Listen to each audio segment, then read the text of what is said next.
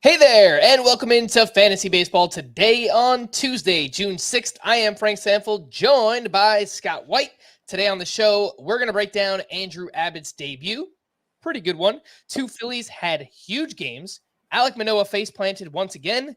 And did you know I've got some random hitter facts on a smaller Monday slate, so came up with an extra segment here. We'll get into much more. Of course, your Team Name Tuesday as well. Before we get started, please like this video and subscribe on YouTube if you haven't already. And if you're listening on the audio side, download, follow, and leave a 5-star rating on Apple or Spotify. Let's jump in. Oh my goodness gracious.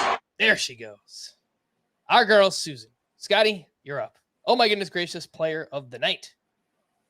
Well, I'm going to go with Andrew Abbott, who threw 6 shutout innings in his major league debut, 6 one-hit innings in his major league debut. Walked 4, which isn't great, but struck out 6. And, all in all, it's a pretty successful debut, I'd have to say. How many pitchers throw 1 6-hit innings in their debut? It can't be that many. But in a way, this debut was kind of a microcosm for all of Andrew Abbott, because I'm of two minds with it. Like, on the one hand, yes, you could point to what makes it a very impressive debut. It's rather obvious. On the other hand, he was facing a Brewers team that is a Brewers offense that's the worst against left-handed pitchers in terms of OPS, and by far the worst in terms of strikeout rate. They're striking out almost 30% of the time against left-handed pitchers. And he had less than a 10% swinging strike rate against them, 10 whiffs on 105 pitches, including 7 on 61% fastballs. Now, we talked yesterday about how he's sort of like a left-handed Joe Ryan in that he doesn't have a lot of velocity on the fastball, but it's been a very, very good swing and miss pitch for him in the minors because of vertical approach angle and hitter swinging under. And, just there's just a deceptive quality to it that makes it effective in the minors. So he threw it 61% of the time, got most of his whiffs on it. But that's still a 21% whiff rate that he had on the fastball, which is kind of uninspiring, especially given, again, he was facing a Brewers lineup that is by far the most strikeout prone against left-handed pitchers. I'll also point out he only had 1 swinging strike on a breaking ball, and the breaking ball is supposed to be pretty good too. It's supposed to help round out his arsenal, give him more than just this fastball to work with. So the positives are pretty obvious, and yet I'm still a little underwhelmed, especially given that this is a guy who had, again, 15 strikeouts per 9 in the minors this year. And just watching him, and I felt this way, watching some of his minor league video too, is like watching him is kind of underwhelming too. It's not just that the fastball is, it's not a high-powered fastball with a lot of velocity, but it doesn't seem to have any, just to the naked eye, there's nothing that seems special about it. It doesn't have an extra zip to it. This rising effect that it supposedly have isn't that apparent in the way it is for a Spencer Strider, who does throw very hard, but you can see more to his fastball than just the pure velocity in Strider's case. And I don't really see that when I watch Abbott. I mean, I don't have necessarily a trained eye for these sort of things, but watching him to me is a bit underwhelming. So I still don't know how it's going to go. As I pointed out yesterday, he was very home run prone in the minors, especially after getting to AAA. And we didn't bring this up on yesterday's show. So Andrew Abbott, 15K per 9 on the whole in the minors this year, as I pointed out. It was closer to 12 per 9 at AAA, and that's also where the home run rate spiked. And specifically, the 3 starts he made at AA before the promotion to AAA were just flat out ridiculous. Double A for him is in the Southern League, and the Southern League is experimenting with pre-tacked baseballs this year. So he had more grip on those baseballs at Double A, where he put up the most ridiculous numbers than he had at Triple A, than he's going to have in the majors. So that kind of changes the perspective of everything too. It introduces a new variable that we don't really know how to account for. So I know that's kind of, that analysis is kind of all over the place with Andrew Abbott, but that's kind of where I am with him. Like, obviously, the way that this debut went, you pick him up if he's still available, you see what happens next. But I remain a bit skeptical about him. Mm-hmm. I think that's my overall takeaway as well. I watched this entire first start of his. Obviously, it's a successful debut. To only allow one hit over 6 shutout innings.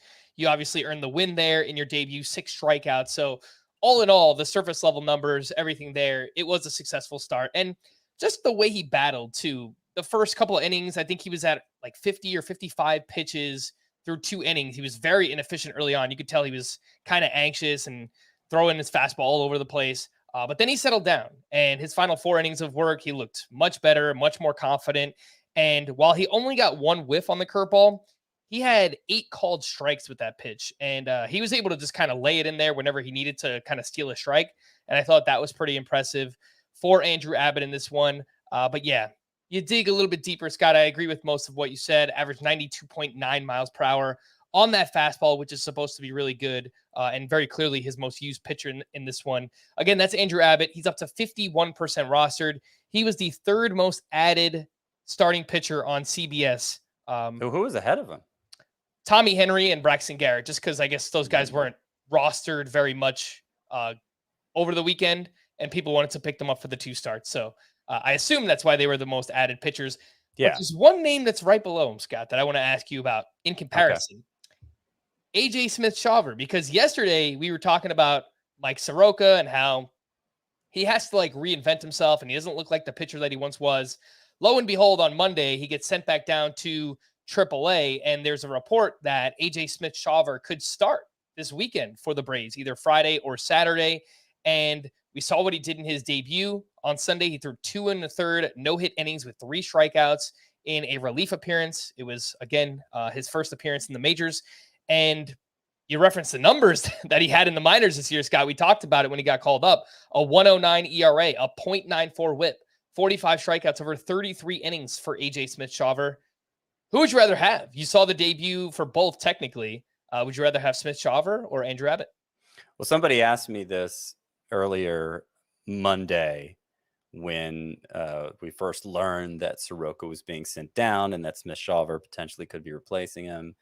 Oh, do I go ahead and drop Abbott now and pick up Smith-Shawver? And my response then was, ask me tomorrow, because it depended how Andrew Abbott's major league debut went. And again, I mean, it was a very successful debut, and if you don't have Abbott, you have to pick him up now. And so I would say you can't drop him for AJ Smith-Shawver. Yeah, who has his own issues. I mean, he's not a flawless prospect himself. He's a more conventional pitching prospect, a real power arm. His fastball has good characteristics beyond just velocity, but he does have the velocity that Abbott lacks. I think control is going to be more of an issue for AJ Smith-Shawver, and just the fact that he's come rocketing up from A-ball over a month-long period, basically, introduces a lot of uncertainty to his profile.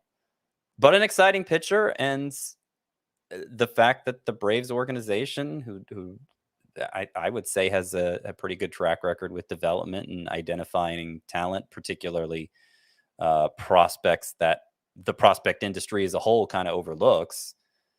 I think there's reason for optimism with AJ Smith-Shawver for sure. And if you can afford to roster both him and Abbott, great. But between the two, I would prefer to have Abbott. Okay. Yeah, I think that's where I'm at as well. It's close because the team context obviously is much better with AJ Smith-Shawver and the Atlanta Braves, but kind of I want to see what he does this weekend. If you have the ability to roster both, I do agree with you, Scott. Go out and add both of those names. Oh my goodness gracious, for me, the Phillies, all of them. Well, specifically 2 of them that I want to highlight here, Aaron Nola and Trea Turner. We needed to see something. Aaron Nola kind of off to a slow start this year. Trea Turner definitely off to a slow start.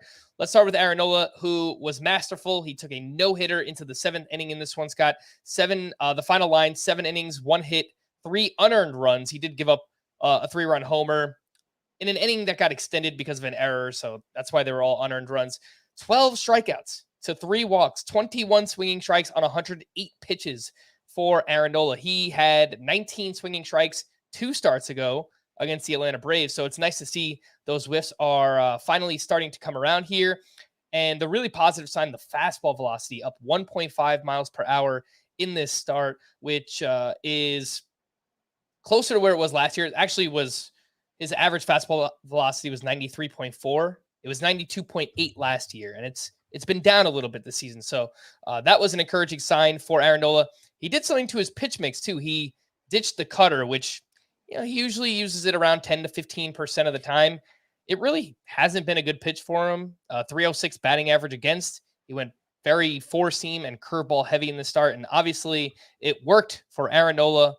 Scott, your thoughts on this start? And look, we needed to see it, right? I mean, this was like a top 10 starting pitcher that was drafted, and he really was not pitching like that for most of the season. Yeah, and it went just beyond the ERA, which he's had problems with before, being 2 home run prone and the ERA spiking because of that. It was reflected in some of the underlying numbers too, specifically strikeouts, swinging strike rate, the ones that are probably the clearest indicators of pure stuff. And so I think it was reasonable to ask, given that we've asked the same thing with Dylan Cease and Shane Bieber, if Aaron Nola had lost something, if he was in decline.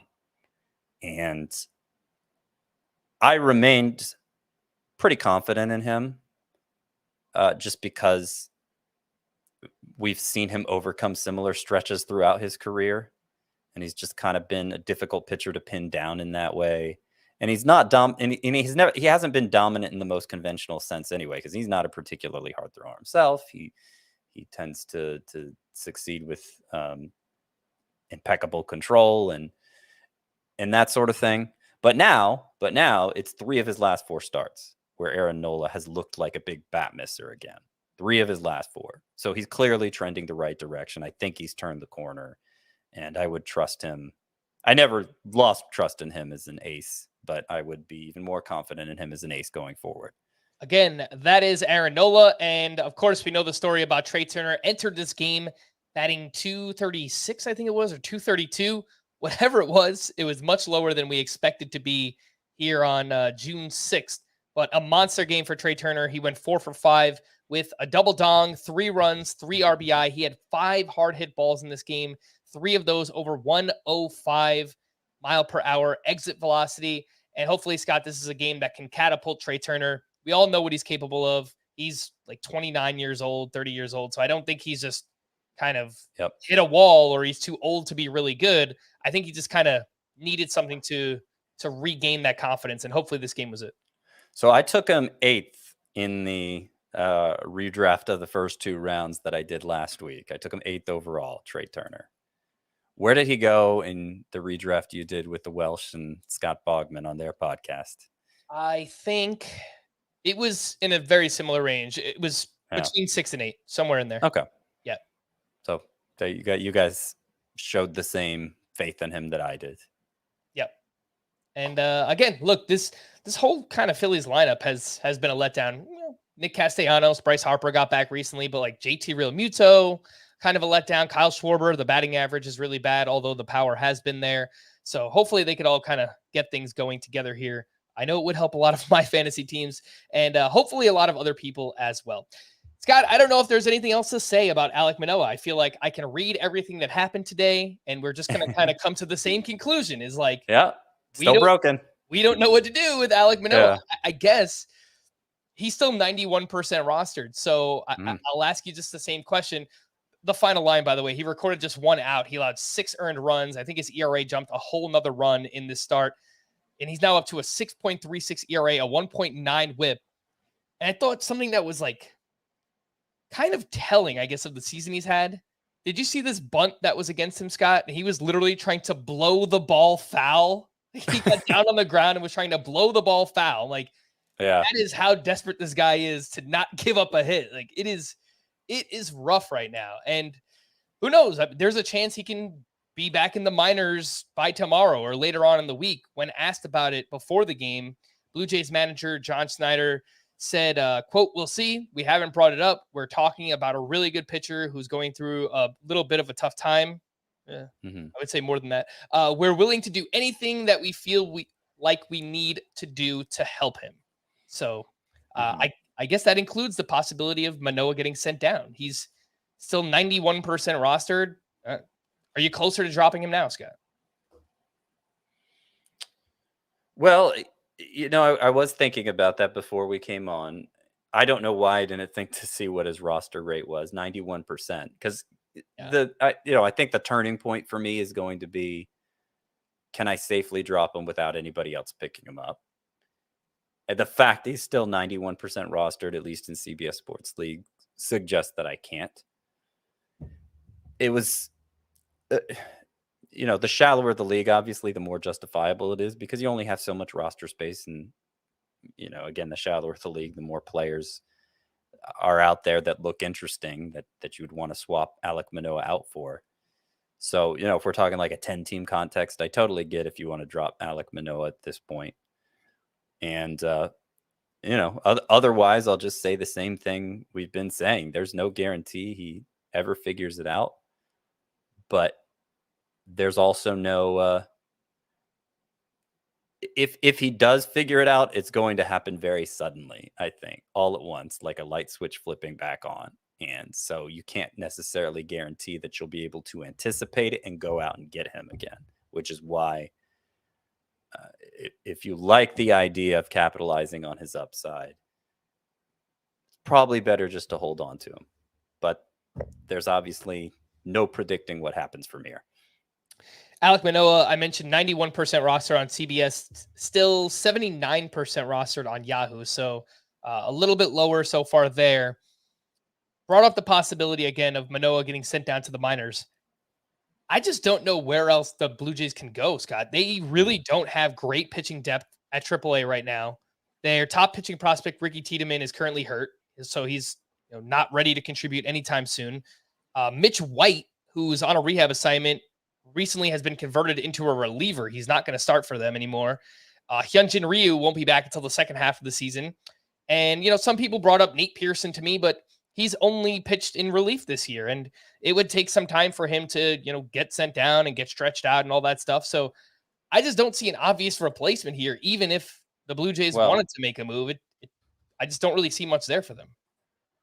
Well, one way you can look at it is no matter who they put there, he couldn't possibly be any worse than Alek Manoah has. So they don't, if they think that the best way to help Manoah work on things and potentially get right again is to send him down, I don't think they're going to worry so much about the quality of the pitcher they're replacing him with. So, as long as they have another starting pitcher on the 40-man roster, and I'm looking right now, okay, they have Zach Thompson on the 40-man roster. He's made 11 starts at AAA Buffalo, has a 6.89 ERA.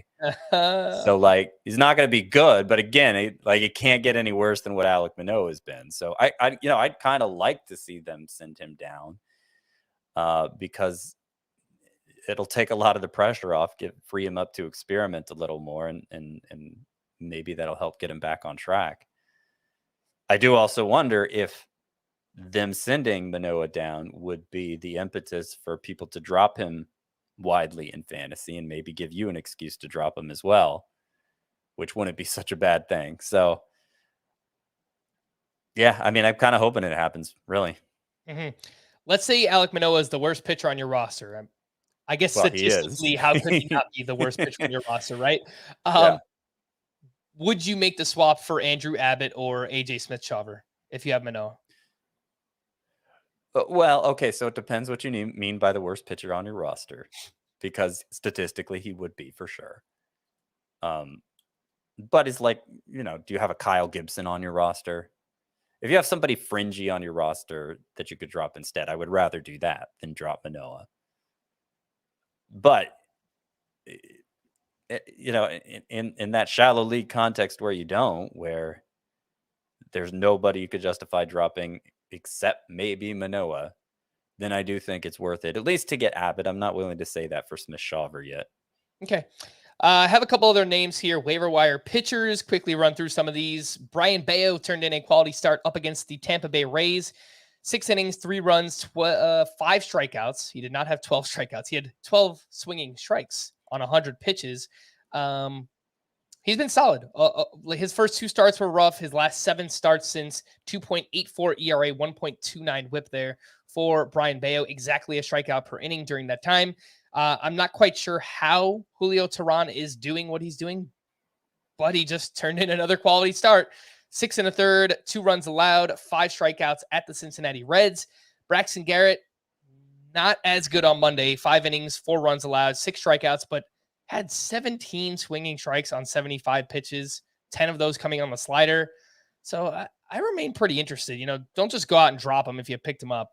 I think I want to hold on Braxton Garrett. And Johan Oviedo, 7 innings, 3 runs, 2 of those earned, 5 strikeouts up against the Oakland A's.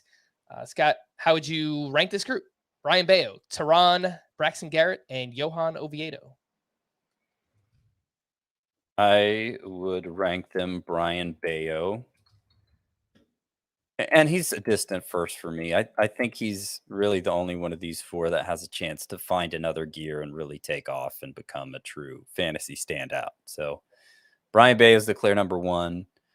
I, like you, remain intrigued by Braxton Garrett. The biggest issue for him is he rarely makes it even 6 innings with a bad Marlins lineup backing him. So, even if some of the underlying numbers look good, is he, what is his potential for impact really? Plus, he'd probably be the first one out once some of these injured Marlins starting pitchers start making their way back. But Garrett would be number 2. And third, I guess, would be Oviedo. So Teheran is 3 for 3 right now in terms of delivering strong outings, 1.56 ERA. He has 10 strikeouts in 17 1/3 innings. I got 0 in the second of the 3 starts. So I guess we can't be too surprised by that.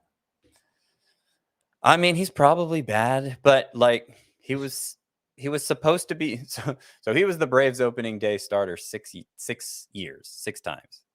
And probably for the last 3 or 4 of those times, he should have been bad then too, and managed to he managed to string together several seasons where he was still a useful fantasy option, even though the underlying numbers screamed regression. So he might just be Julio Teheran might just be one of those pitchers who is difficult to get a handle on. But I remain highly skeptical of him nonetheless. Okay. And we're taking Andrew Abbott ahead of all of those names, right? Yeah. Yep. How about AJ Smith-Shawver versus Bello? I feel like that might be closer. It is. I'm inclined to say Bello over Smith-Shawver. I mean, maybe Smith-Shawver's first start will change my mind, but Braves are asking a lot of him. I mean, guy's been pitching for 3 years, and as I said earlier, began this year in A-ball. So it's the odds are against him, even if he looks like, prototypical pitching prospect. All right, let's take our first break, and when we return, we'll get into some random hitter fun facts here on Fantasy Baseball Today. Absolutely magisterial here.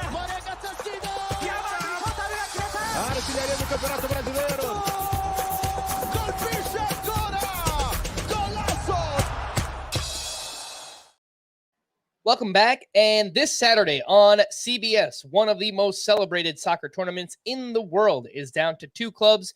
Manchester City meets Inter in the UEFA Champions League final. Our world-class team will be on the pitch with live coverage beginning Saturday at 1:30 Eastern on CBS. All right, Scott. So this little segment I have drawn up for us, it's just called Did You Know? I've got some random stats, fun facts, and that'll just lead us down a discussion talking about these players. Frankly, I just wanted a reason to talk about some hitters that we haven't really talked about very much this season. Did you know Vinny Pasquantino is currently ranked outside the top 180 players in Roto this season? I didn't know, but it doesn't surprise me given where his numbers are right now. Well, let's talk about those numbers. He's batting .255 with 9 homers, 24 runs, 26 RBI. The plate discipline still looks great. A 10% walk rate, 12% strikeout rate for Pasquantino.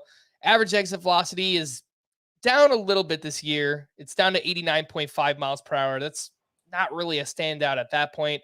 Expected numbers still look pretty good, Scott. Buy low or heck no on Vinny P.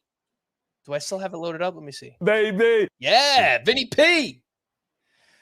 Yeah, I'm going to buy low. I think we're catching him in a cold streak. Hopefully the tail end of a cold streak. As recently as May 10th, he was batting .298. And so it's been a rough few weeks here. We saw him streak hot and cold last year as a rookie. Even in the minors, he kind of had a tendency to run hot and cold. So this may just be kind of the way he is. But in the long run, I still expect a high average and an OPS closer to 900 than 800 with as good as his plate discipline is. So, yeah, I'd buy low. I guess the one concern is, does his home park restrict his power? Like, are the expected stats always going to look better than the actual ones just because of where he plays his home games? That's a possibility. But even so, I think we're going to be pretty happy with where the numbers end up. I just want to quickly pull up those splits and see if you're on to anything here. Let's see. At home, he is batting .225 with a 700 OPS. Yeah, that is not going to do it. On the road, .290 batting average, .886. So, all right, we need that weather to heat up and balls to start flying out a little bit in Kansas City. But you might be right about that, Scott. I just looked at our first base rankings. We both still have Vinny P ranked ahead of Yandy Diaz. Do you think it's about time we make that swap? Well, I've had a difficult time ranking Yandy Diaz all along because obviously we've never seen him contribute this sort of power. Lengthy career, he's in his 30s, and this is new. So, I've been expecting the power production to tail off and have not wanted to get out ahead of my skis with him in the rankings. Same. I think we're in the same exact spot. But it may be time. I don't know. I just know the moment I decide, okay, I'm going to treat him like the stud he's been so far, that's when he'll cool off. I just know it. I don't want to tempt fate in that way. You might be right, but I mean, Yandy Diaz just smacking baseballs this season, raising the launch angle. I usually update the rankings on both Tuesday and Wednesday, and I think we're about there. I think I'm going to get Yandy Diaz ahead of both Vinny P and Nate Lowe. Next up, did you know Dansby Swanson has the second highest barrel rate among qualified shortstops? 13.9% entering Monday's action, and he's batting .272 with 6 homers, 4 steals, a career-high 12.5% walk rate. He's hitting the ball hard, 90.6 mile per hour average exit velocity, and the expected stats look really good, Scott. Swanson is someone I was fading coming into the year, but I like what he's done. The underlying numbers so far. And, if anyone's been underwhelmed by him, I think I would be looking to buy Dansby Swanson as well. Well, I don't know that I entirely see it that way, because if he does have the second highest barrel rate among qualified shortstops, my next question is, well, why aren't his numbers better? Because usually that goes hand in hand with good production, a high barrel rate. I've said before that, oftentimes if a guy has an inordinately high, an uncharacteristically high barrel rate or an uncharacteristically low barrel rate, that might just be an indication of, oh, he's hot right now. Oh, he's not right now. And the fact Dansby Swanson has a career high barrel rate, and yet his production's been kind of underwhelming. More likely than not, that barrel rate's going to come closer to his career norm when all's said and done. Like, I think from today forward, he's more likely to have a worse barrel rate than a better barrel rate than what it is right now. So I don't know. I mean, he's fine, but I'm not expecting a huge turnaround. Well, would you say the same thing about the expected numbers? Because his slugging percentage is 427, his X slug is 520. He's nearly 100 points lower than what's expected, at least based on how he is. Yeah. Well, that's largely tied to barrel rate. Yeah. So I think those go hand in hand. But it just feels like I see the career high barrel rate as a sign of regression. A sign of, well, regression, I guess, is a confusing term. I see that as a sign that he's overachieved so far. Even though you could compare it to the expected stats and say, oh, he's underachieved so far. Yeah. It's not a clean thing, but obviously players don't always just players don't always normalize toward their expected stats. Yeah, no, that point is definitely fair. We've seen that countless times where we'll cite expected stats and those things don't always come true. But, for the reasons that we use it, it's an extra data point to find whether or not a player has been lucky or unlucky. And so far, it feels like Dansby Swanson. He may have had some bad luck up to this point. Yeah, but I'm saying, I'm saying like he's probably not going to barrel balls as consistently as he has so far. So even if he's had bad luck up to this point, it doesn't mean that the luck's going to even out. Yeah, he might not. Again, these numbers are more descriptive, I guess, than predictive. Like he would have to continue to barrel balls at this rate to see these numbers get better. But I think the fact that, he is making optimal contact is a good thing for him. So Scott looks at it one way. I look at it the other. I think if you're in need of a shortstop, Swanson overall, I think, has been a little bit underwhelming. I'd be looking to buy on him right now. Among qualified third basemen, did you know Rafael Devers has the third biggest difference between his actual numbers and his expected numbers? So back to the same conversation we were just having, Scott. Entering Monday, a 241 batting average for Devers, 273 XBA, a 486 slug, 544 expected slug. I think it goes without saying we expect Devers to hit closer to like that 280 mark than where he's been at so far this season. And I don't even know how realistic it is for you to buy low on Devers, but I guess the point here is if you have him on your team, you should feel better that the batting average is going to improve moving forward. Yeah, I feel that way about a lot of studs who, okay, their numbers happen to be at an underwhelming point right now, but earlier in the season, they were getting along great. There were a few hitters hotter than Rafael Devers the first 2 weeks of the season. And a lot of the metrics still look great for him. So I think here in early June, if you're looking at one of your stud players, he's only hitting 240, what's going on? Unless he's just been in the doldrums all season long, which isn't the case for Devers, isn't the case for Pasquantino. I think my answer is probably going to be he's due for a hot streak. That's, there are peaks and valleys throughout the baseball season, and production isn't linear. And you can expect Devers to get hot sooner than later. Let's move over to a few points league players here. Did you know Masataka Yoshida is averaging 3.7 fantasy points per game? That is more than Juan Soto and Mike Trout. Not combined, but obviously separately. Yoshida has performed like an elite level outfielder in points leagues this season, batting .312 with 7 homers, 3 steals, the same number of walks to strikeouts, 23 walks to 23 strikeouts, just a 10% strikeout rate. And he's held his own against lefties as well. 281 batting average, 792 OPS. I don't think that you can buy high on Yoshida in a points league. I think whoever has him probably realizes he is a special player in that format. But this is just more of, again, pointing out that, yes, he is an elite level head-to-head points league player. Yeah, and my rankings have reflected that for several weeks now.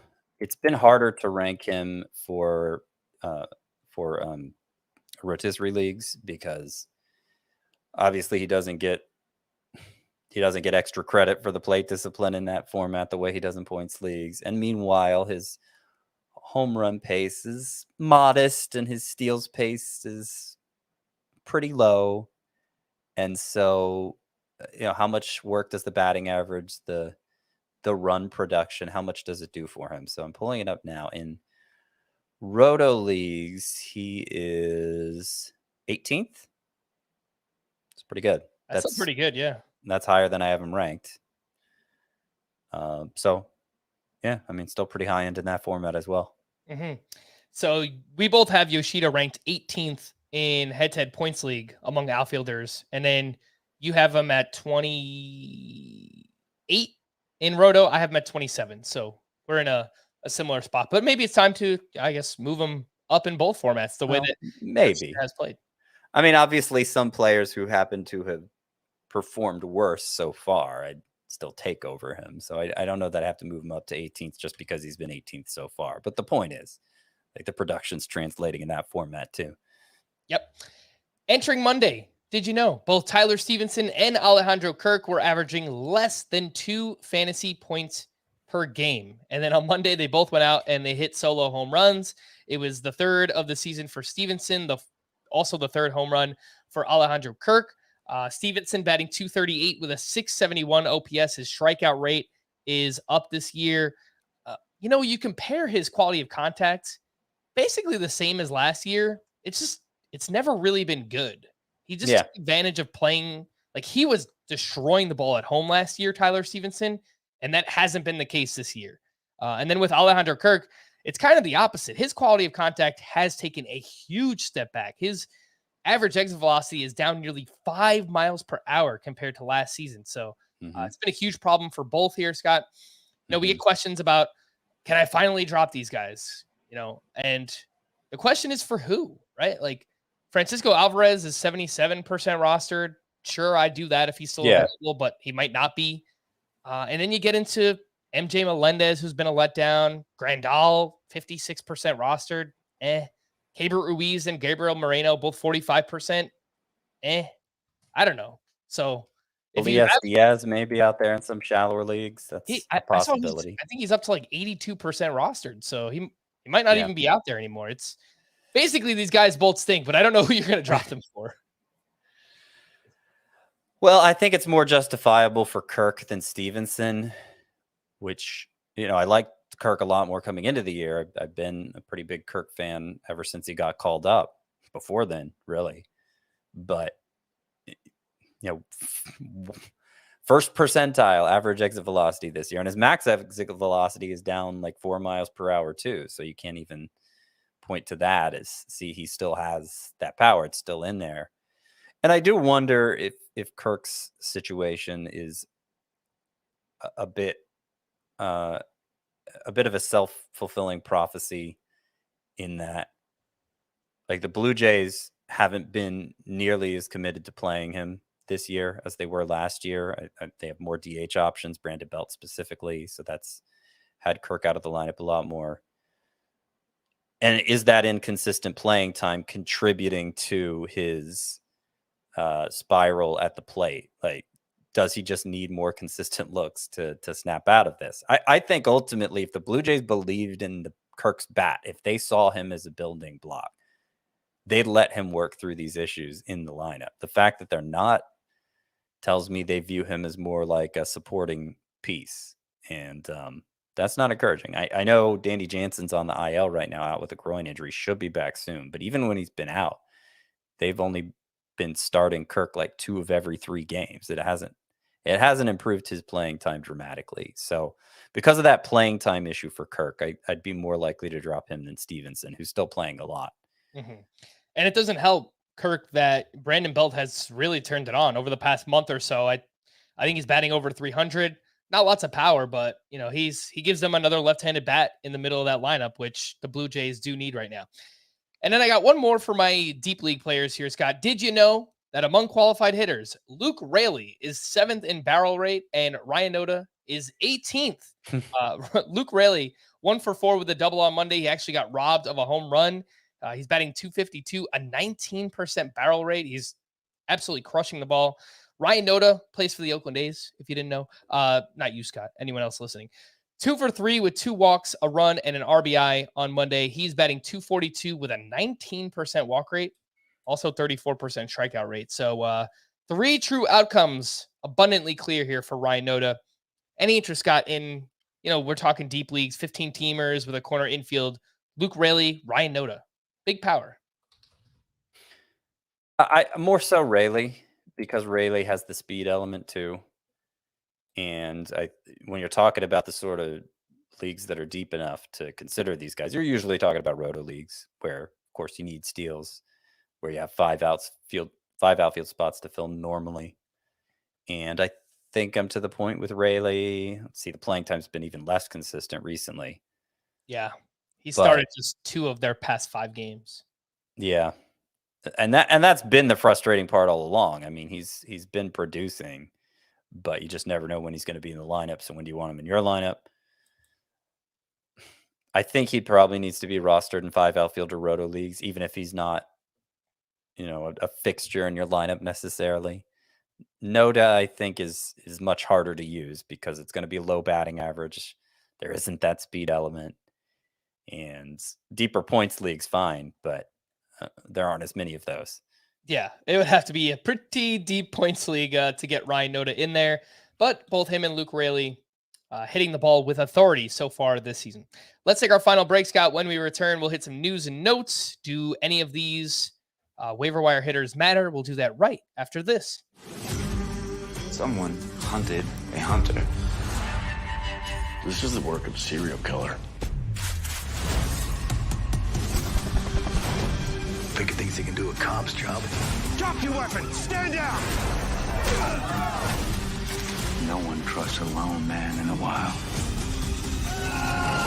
Joe Pickett Season 2 is now streaming on Paramount+. Use promo code Pickett for 1 month free trial. Credit card required. Terms apply. Welcome back, and a big thank you to all those watching us live right now. 550 people here hanging out. We do appreciate you. Make sure to hit that like button and subscribe to the channel if you haven't already. Let's get into the news and notes. Jacob deGrom was transferred to the 60-day IL, which means the earliest he can return is now June 28th. I don't think that's very surprising, but Well, you don't? When he first got hurt, I wasn't expecting it to be a 60-day IL situation. So, I don't know. 3 weeks till June 28th.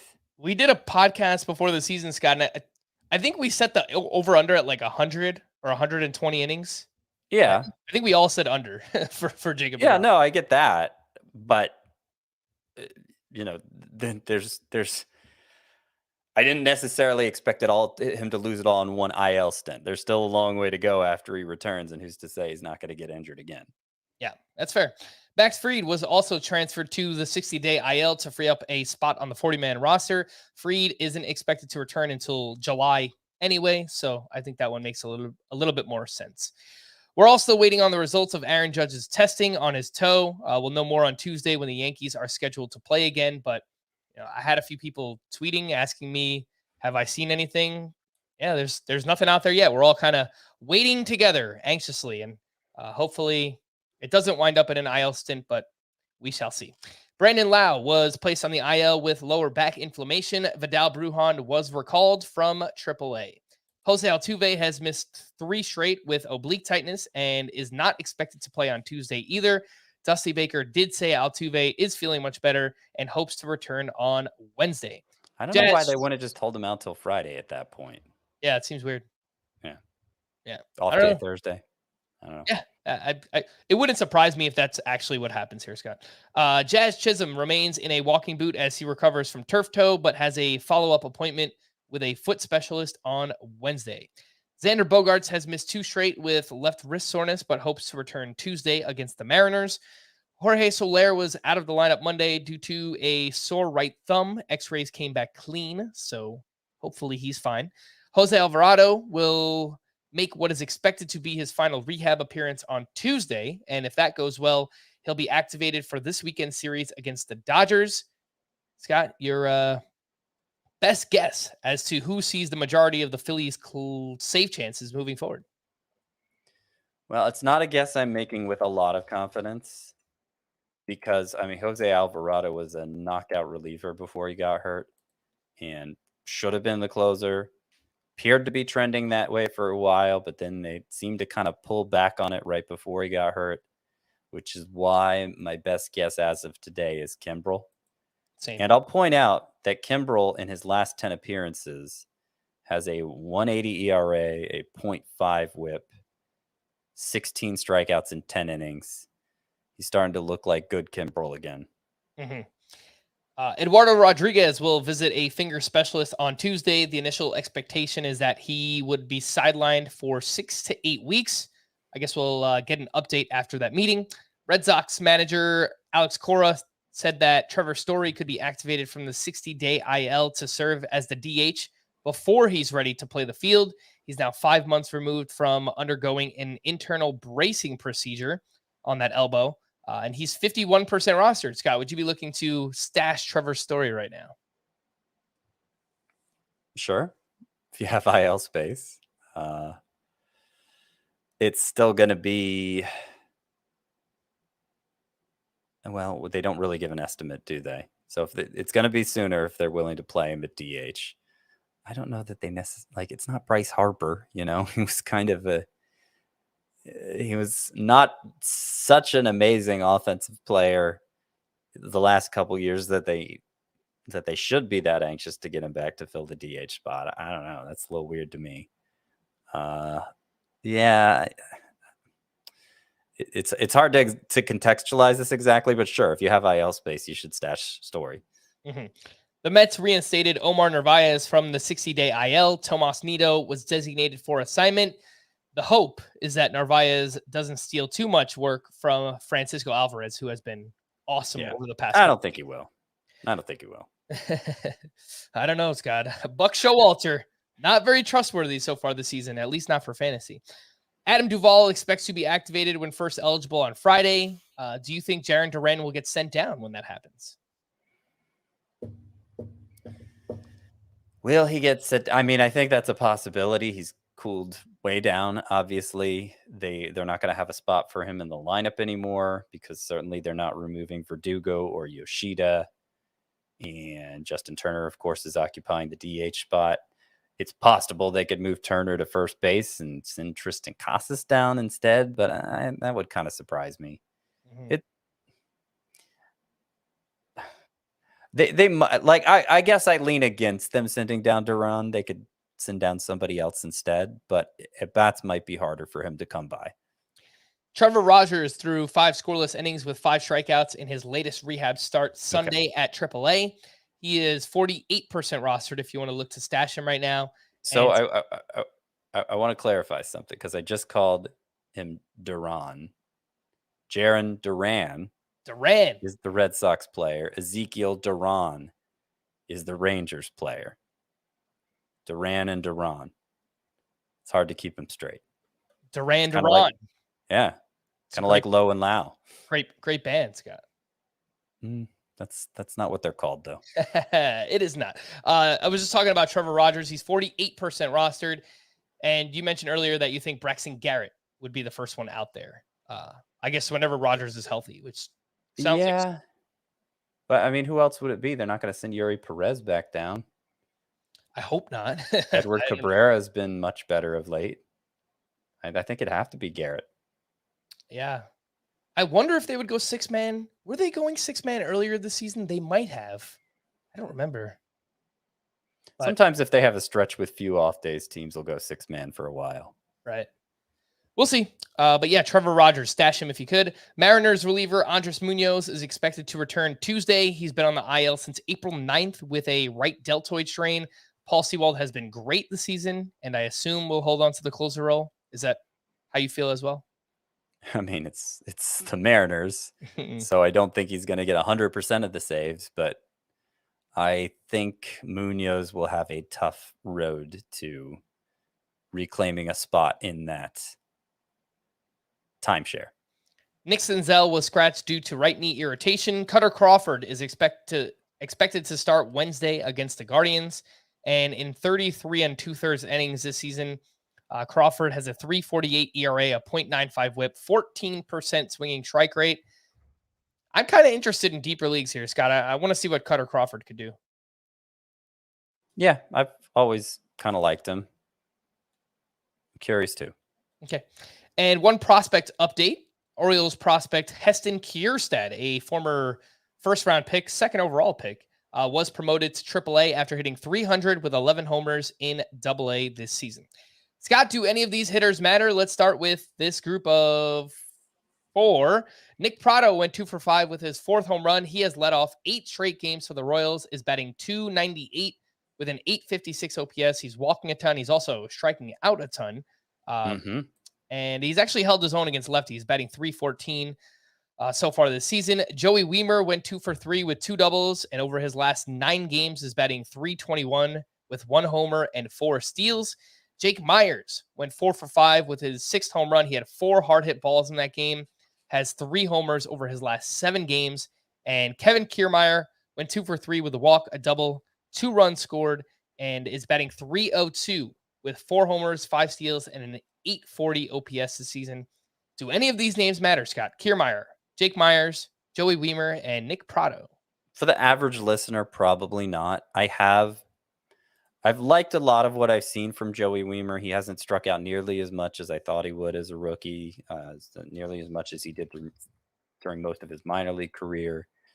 And I've tried to hold on to him in most 5 outfielder leagues just in case he has a light switch moment mid-season. Haven't always succeeded in holding on to him, but I've tried to. So he's the one I'm most interested in. But, a 9-game stretch where he's hit .321 it doesn't necessarily mean it is the start of something. I do want to comment on Nick Pratto also, because I keep waiting for him to cool off. He's striking out so much, and the exit velocity readings are really bad. 20th percentile average exit velocity, 26th percentile max exit velocity. He's had a very up and down minor league career, and I just don't see enough good in the data for me to think he's somebody to care about in fantasy, but hasn't cooled off yet. In those deeper 2-catcher leagues, Scott, 3 names have emerged recently. Nick Fortes of the Marlins went 2 for 4 with an RBI, and over his last 14 games, he's batting .341 with 2 homers and 2 steals. He was a standout in the second half last season as well, was pretty good there for the Marlins. Yainer Diaz with the Astros went 4 for 5 with a run scored. He is up to a .284 batting average and a .786 OPS. He's not starting that much, but big numbers in the minors. I wonder if his role will grow as the season goes on. And Gary Sanchez went 1 for 3 with his 3rd homer in 6 starts with the Padres. Got deeper 2-catcher leagues here. Any interest? Nick Fortes, Yainer Diaz, and Gary Sanchez. I'm keeping an eye on Yainer Diaz at least, because I think if he can overtake Martin Maldonado as the primary option there, no indication that he will.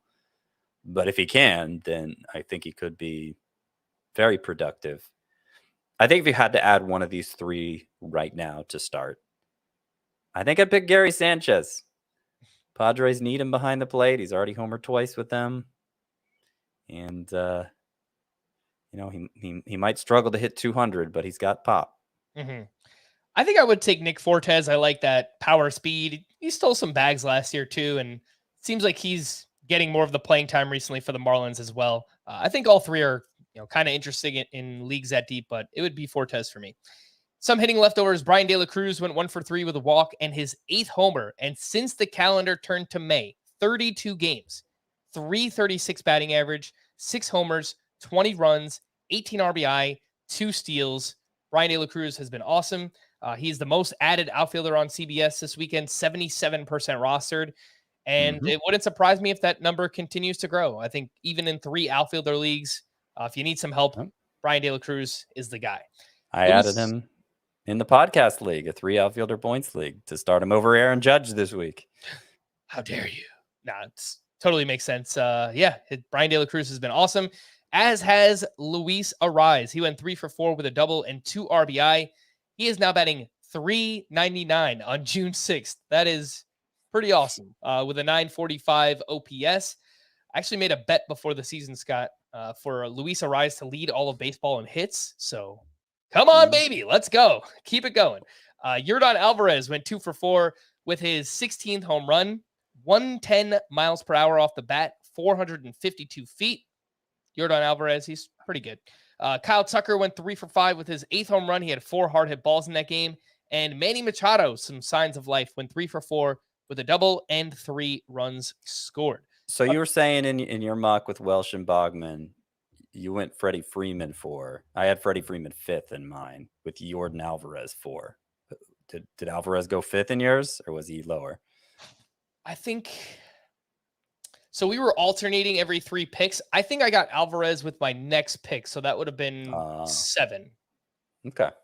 Yeah, but all right. I think you can. You're kind of splitting hairs in that top 8 to 10 range anyway. So, I think the difference between like 4 and 7 for Alvarez is not huge, but either way, he deserves to be in like the middle of that first round because he's been really good. Some pitching leftovers here. Shane McClanahan. Here we go. Here comes the money. Here we go. Money talk. Here comes the money. That's exactly what he's been. Money this year. Picked up his 9th win at the Red Sox. 6 innings, 1 run, 5 strikeouts with 13 swinging strikes on 92 pitches. Martin Perez turned in one of his best starts of the season up against the Cardinals. 7 innings, 1 unearned run with 5 strikeouts to 1 walk. And I don't know if it's happening, Scott, but this might be the start of it happening. Blake Snell, back-to-back quality starts, his 4th quality start of the season. He was up against the Cubs in this one. He went 6 shutout with 8 strikeouts, 17 swinging strikes on 109 pitches, 10 of those coming on the changeup. And his fastball velocity was up 1 mile per hour to exactly what he averaged last year. So some really good signs in this one. I will point out, I was watching this start pretty closely. The home plate umpire, Phil Cuzzy, had a massive strike zone. Cubs manager David Ross actually got tossed because he was arguing balls and strikes. But Blake Snell earned multiple third called strikes with the advantage, I guess, of Phil Cuzzy behind the plate. So just something that I noticed here. What do you think, Scott? The latest on Snell, McClanahan, and Martin Perez. Yeah, so if he does take an ace turn at some point this season, as has happened the last 2 seasons, we don't know exactly when it's going to be. It was the second half the last 2 years, but it's not like that's hardwired into Blake Snell or anything. So it could be happening earlier. What's weird about what he's done his last 2 starts is this start, he got 10 of the 17 whiffs on that changeup. And the changeup is the pitch he faded the last 2 years when he took off. He went very heavy fastball slider. Like the changeup was a problem for him and he got rid of it. And that was his best pitch in this start. It's just weird. In the previous start, he leaned heavily on the fastball. He didn't throw many sliders at all, either of those 2 starts. He's been fading the slider, which is supposed to be his best pitch, and allowed him to take off last year. He's been fading the slider in these last 2 starts. So I don't know. That just adds to the confusion.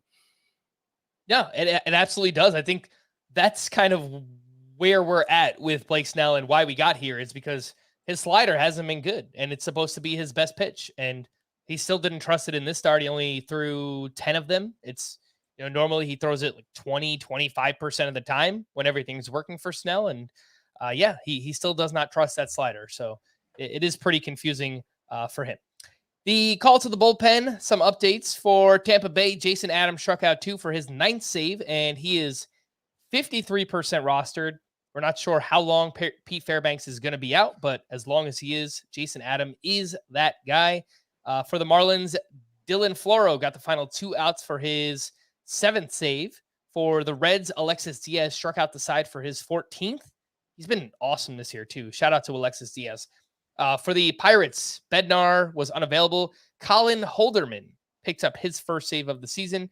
And for the Cardinals, Genesis Cabrera got the 9th inning with the game tied. He gave up a run on a walk and 2 hits, took his first loss of the season. To stream or not to stream, let's start with Tuesday here, Scotty. And what did we see yesterday? Louis Varland at Tampa Bay. Tough matchup, but he's pitching well. I think I said Zach Greinke at the Marlins, I think is fine. And I think you like Tommy Henry at the Nationals. Yep. Okay. Let's stick with it. Yeah. And I'll remind people, I like Matthew Liberatore, the pitcher, but at Texas, no thanks. I'm not going to mess around with that. On Wednesday, Edward Cabrera up against the Royals. I think we're both in there. That's a must. A must, I'm saying. A must start, Edward Cabrera. I think Dean Kramer at the Brewers. I think he's earned it. He's pitched well over the past month or yeah, I so. mean, not a must, but he might be the second best choice here. There's not much else. Yeah, I wouldn't bother with any of these others. I'm intrigued by Reese Olson, but I don't want to start him.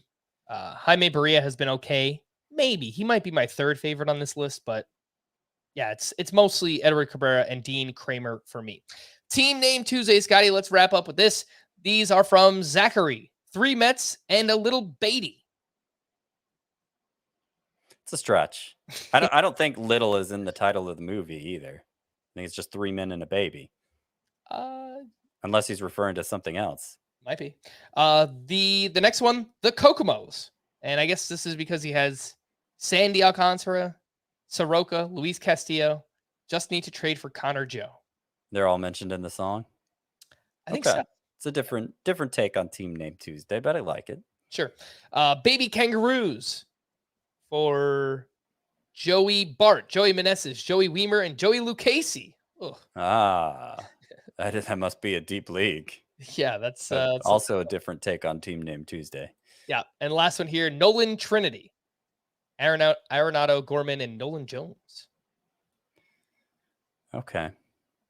Yeah, he had a whole different take on the whole thing. So that's good for him.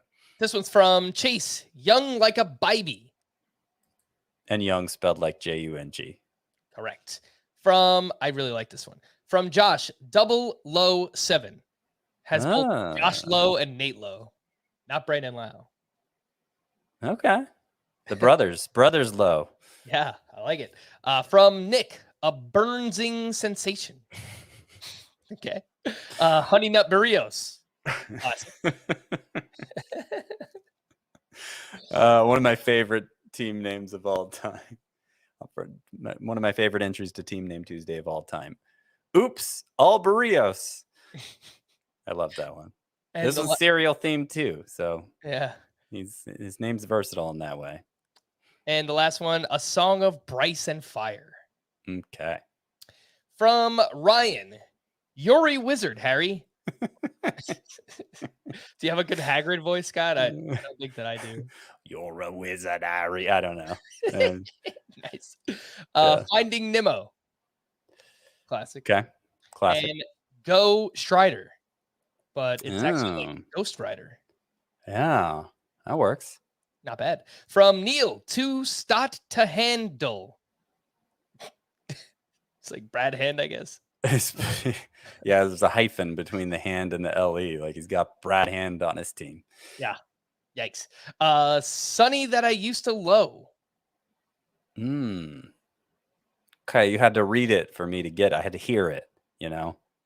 That's a song, right? Somebody that I used to know? Yeah. Okay. Yeah. McKindustry Bybee. Is that just putting the word industry into McKinstry? McKindustry Bybee? Industry baby? I don't get that one. Yeah, I don't get it either. Sandy Beeks. Okay. Like Jalen Beeks. And Hauser Steer relievers. Hauser Steer Turnbull Mookie.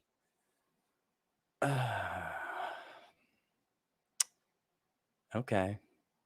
Do you know what it's supposed to be for? I don't know. No. Not really. All right. I see 4 names listed and I think of Tinker Tailor Soldier Spy. But I don't think that's what he was going for here. I don't know. We need Chris. By the way, Chris Towers is still part of this podcast, but he's very busy right now. So I thought a good team name would be Mason Miller Soldier Spy myself. I thought that worked, but these last couple from KJ Taj Morrell. Okay. From Dimitri, cease to be good. Okay, I guess. It makes sense, if nothing else. And from Matthew, all bets are Kirilov. Sure. Cool story, Brasso. Kind of like that. I like it too. Fleming fought Cheetos. Okay. Okay. And finally for Scott, Freeman and a little Beatty. So he put little in there too. Do I have that wrong? Freeman and a little baby? It's just 3 men and a baby, right? I guess it must be. I don't know. Yeah. 3 Is men. this the same guy send these as the other ones? Oh no, it looks like there's another movie called 3 Men and a Little Lady. A 1990 flick. That's what I got on IMDb here, Scott. So but there you go. That's not nearly as well known, is it? Freeman and a little Beatty. The little lady. Who's in this? Steve Guttenberg. Oh, it's the same people. It must be a sequel. It came out 3 years later. That would make sense. All right. I wasn't aware of the sequel. All right. We're going to wrap there. For Scott, I am Frank. Thanks as always for tuning in to Fantasy Baseball today. Please make sure to follow and leave a 5-star rating on Apple or Spotify. We'll be back again tomorrow. Bye-bye.